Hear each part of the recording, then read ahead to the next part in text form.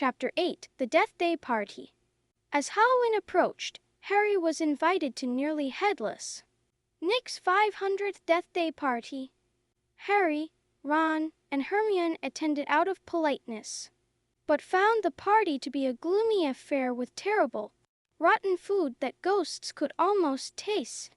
Leaving the party, they heard the mysterious voice again. Following it, they stumbled upon the petrified body of Mrs. Norris and the ominous message on the wall. They were discovered at the scene by a group of students and teachers, leading many to suspect that Harry might be involved. Filch accused Harry of petrifying Mrs. Norris, but Dumbledore assured everyone that no second-year student could have performed such dark magic. However, suspicion continued to surround Harry, especially when it became known that he could speak Parseltongue, the language of snakes, a skill often associated with dark wizards. Chapter 9: The Writing on the Wall.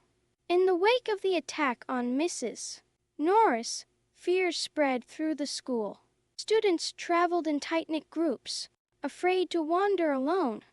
Harry, Ron, and Hermione began their own investigation into the Chamber of Secrets. They questioned Moaning Myrtle, a ghost who haunted the girls' bathroom near where Mrs.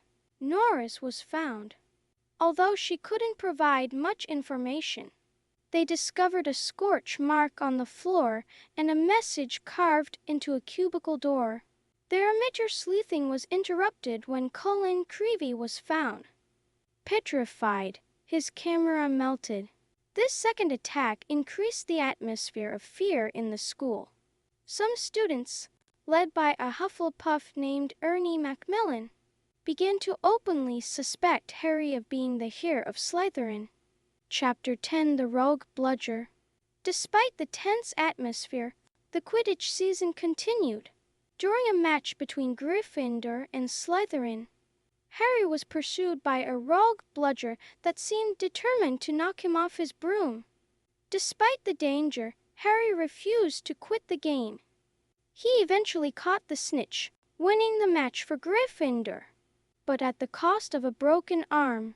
Lockhart, attempting to help, accidentally removed all the bones from Harry's arm instead of mending them. Harry had to spend a night in the hospital wing, regrowing his bones with Skelligro, a painful process. That night, Dobby the house elf visited Harry in the hospital wing. He confessed to sealing the barrier at King's Cross and bewitching the bludger, all in an attempt to get Harry to leave Hogwarts for his own safety. Dobby revealed that the Chamber of Secrets had indeed been opened before. Before Dobby could say more, he vanished at the sound of approaching footsteps. Dumbledore and McGonagall entered, carrying the petrified body of Colin Creevey. Chapter 11: The Dueling Club. With the school in a state of panic, Lockhart started a dueling club to teach students self-defense. During the first meeting, Draco Malfoy and Harry were paired to demonstrate. Malfoy conjured a snake, and in front of the whole school, Harry discovered he could speak to it in Parseltongue. This revelation caused many students to believe that Harry was indeed the heir of Slytherin, as Salazar Slytherin had been famous for his ability to talk to snakes. Even Harry began to doubt himself, wondering if he could be the heir without knowing it. Determined to find out the truth, Harry, Ron, and Hermione decided to brew Polyjuice Potion, a complex potion that would allow them to disguise themselves as Slytherin students and interrogate Malfoy, who they suspected might be the heir. Chapter 12: The Polyjuice Potion. Over the next few weeks, Hermione secretly brewed the Polyjuice Potion in Moaning Myrtle's bathroom. To get the final ingredients, they created a diversion and potions class, allowing Hermione to sneak into Snape's private stores. As Christmas approached, they learned that Malfoy was staying at school over the holidays, giving them the perfect opportunity to use the potion. On Christmas Day, They laced 2 cupcakes with a sleeping draught and left them for Crabbe and Goyle, Malfoy's cronies. Once Crabbe and Goyle were asleep, Harry and Ron took their hairs for the Polyjuice potion and assumed their identities. They managed to enter the Slytherin common room and talk to Malfoy, but discovered he was not the heir of Slytherin. However, they learned that the chamber had been opened 50 years ago, and a Muggle-born student had died. The person who was caught was expelled, but Malfoy didn't know who it was. Meanwhile, Hermione's transformation went terribly wrong. She had accidentally used cat hair instead of human hair in her potion. She ended up half transformed into a cat and had to spend several weeks in the hospital wing. Chapter 13: The Very Secret Diary. Shortly after, Harry discovered a mysterious diary in Moaning Myrtle's bathroom. The diary belonged to a T.N. Riddle and was 50 years old. Curiously, its pages were completely blank. When Harry wrote in it, he was astonished to see his words sink into the page and a reply appear.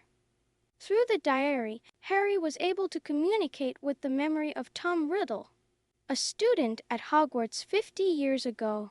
Riddle showed Harry a memory of him catching the person who had opened the Chamber of Secrets. To Harry's shock, that person was Hagrid. Confused and troubled by this revelation, Harry didn't know what to think. Could Hagrid really have been responsible for opening the chamber? Chapter 14: Cornelius Fudge. Before Harry could confront Hagrid, there was another attack. This time, Hermione and a Ravenclaw prefect were found petrified near the library. The school was now in a state of panic. Dumbledore was suspended as headmaster by the school governors, led by Lucius Malfoy. Cornelius Fudge, the Minister of Magic, arrived at Hogwarts to take Hagrid to Azkaban prison as a precautionary measure. Before being taken away, Hagrid left a cryptic message for Harry and Ron: follow the spiders. Determined to clear Hagrid's name, Harry and Ron decided to follow his advice. They ventured into the Forbidden Forest, following a trail of spiders. Chapter 15: Aragog. Deep in the Forbidden Forest, Harry and Ron encountered Aragog, an enormous talking spider. Aragog revealed that he was the monster Hagrid had been accused of releasing from the Chamber of Secrets 50 years ago. However, Aragog insisted that he was not the monster in the chamber, and that Hagrid was innocent. Aragog told them that the girl who died 50 years ago was found in a bathroom, and that the true monster in the chamber was something that spiders feared above all else. Before Harry and Ron could learn more, Aragog's children attempted to eat them.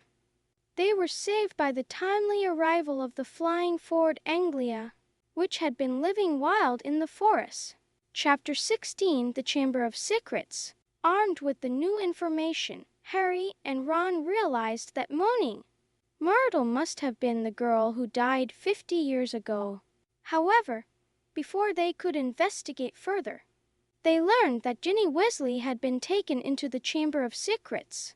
Lockhart was tasked with saving her, but Harry and Ron discovered him attempting to flee. They forced him to accompany them to Myrtle's bathroom, where they found the entrance to the Chamber of Secrets. As they descended into the chamber, Lockhart attempted to erase their memories with Ron's broken one. The spell backfired, causing a cavern that separated Harry from Ron and Lockhart. With no choice but to go on alone, Harry entered the Chamber of Secrets. Chapter 17: The Heir of Slytherin continued. In the chamber, Harry found Ginny unconscious on the floor. Tom Riddle appeared, but he wasn't a ghost or a memory. He was becoming more solid by the minute. Riddle revealed that he was Lord Voldemort as a teenager, and that he had been using his diary to possess Ginny and force her to open the Chamber of Secrets. Riddle explained that he was draining Ginny's life force to become corporeal. He then summoned the basilisk, the monster of Slytherin, to kill Harry. Just as all seemed lost, Fox, Dumbledore's phoenix arrived with the Sorting Hat. The phoenix blinded the basilisk, giving Harry a fighting chance. When Harry put on the Sorting Hat, the sword of Godric Gryffindor appeared within it. Using the sword, Harry slayed the basilisk, but one of its fangs pierced his arm in the process. As Harry lay dying from the basilisk venom, Fox cried, healing tears onto his wound.